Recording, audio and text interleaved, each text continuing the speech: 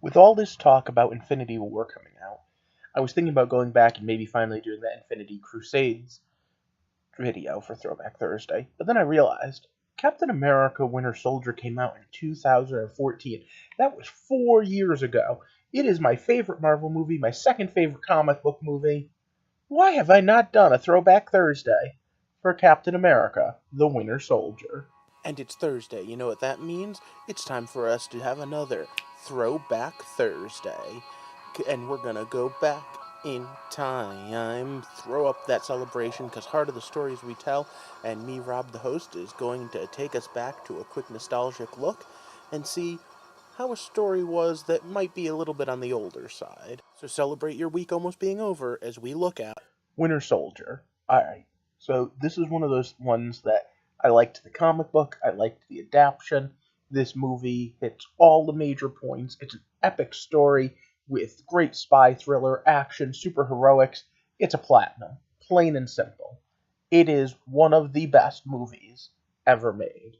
But before I fanboy out too much, what I do here is I review stories as they come out, do Throwback Thursdays on Thursdays, and then try to extrapolate how and why we tell stories, and every Sunday put out a video theorizing how we talk about stories, how we do stories. If that sounds interesting, click subscribe, because we're going to kick this off with a Throwback Thursday for Marvel Captain America's Winter Soldier.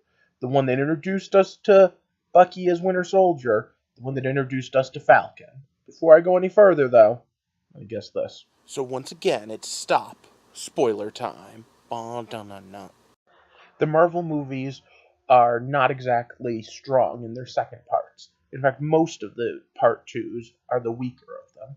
Not in this case. We keep all the themes and symbolism that we had going in from the original Captain America and somehow make them stronger. And it jumps genre. Instead of just being a superhero movie, it's a who do you trust spy thriller with a Manchurian candidate and just action extraordinaire. But alright, let's talk about the elements of fiction, starting with the setting. By this point in time, there had already been enough Marvel movies that it wasn't really the real world, but it was kinda the real world still. We didn't quite have Agents of S.H.I.E.L.D. with blue lasers yet. And it's generally just the universe that the Marvel movies take place in. We even get a few mentions of other characters just to give us a little bit of reference point. But the characters are where we're strongest. For returning favorites, we have three strong ones: Nick Fury, Captain America, and Black Widow. For new ones, we have Falcon, and we have the Winter Soldier. We also have a whole bunch of supporting cast members that I just do not have time to go into, from Aaron Zola to the new director. It's so much stuff. We're going to start with the fact that Captain America and Black Widow have teamed up perfectly. And there's a good reason for this. Because they're both people working for S.H.I.E.L.D., they both are above average, and they both are capable of doing so much. Now, the best part is how they play off each other. Because she's pragmatic. She wants to get the job done. He's idealistic. I mean, come on, if that's not every buddy cop movie ever. Then we have Nick Fury, and they humanize him more in this than they do in every other appearance put together. From the story about his grandfather walking to work, to the way he feels almost like he's weakened, to the absolute end when he tells Pierce, to beat me, you have to keep both eyes open. That's just so classically awesome. And again, as an old spy man, he perfectly fits the spy motif. Then we have the Manchurian candidate.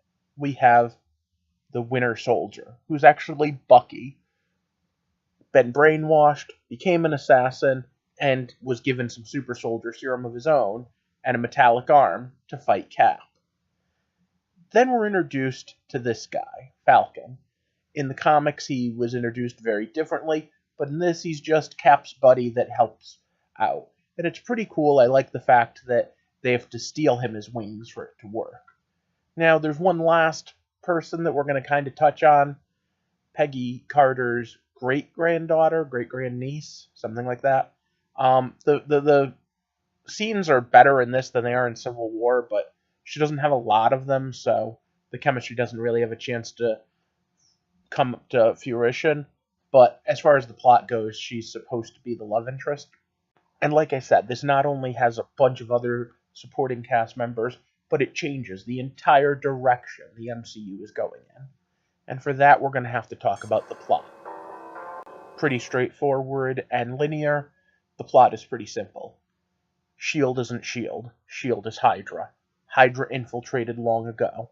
And because of that, they have plans to use S.H.I.E.L.D. technology to take over the world. Mwahaha. But when the people who try to stop that come, and Captain America's one of them, he literally beats everyone's butt so that he can go out and find by himself a team to put together, a secret Avengers. Now, there is a part where Hydra's using the Winter Soldier, and Cap feels a kinship towards him and really wants to get him back. But believe it or not, for a series or for a movie called The Winter Soldier, that's the B plot. Now, the main plan is to use these weapons on the S.H.I.E.L.D. helicarrier to kill massive numbers of heroes or people who would rebel, and then take Hydra over and rule the world. And whose point of view are we following? Well, that's pretty simple. For most of it, we're following Cap. When we're not with Cap, we're with one of the other heroes. But even then, mostly it's just Black Widow and Cap. They have this great dynamic where they're friends, and I just have, when I get to the good, the bad, the ugly, I'm just going to say what I love about them so much. But then we get to where I could go all day, theme and symbolism. The theme of brother versus brother, the theme of a friend taken, the theme of not being able to trust your own memories. I mean, that's the Winter Soldier right there.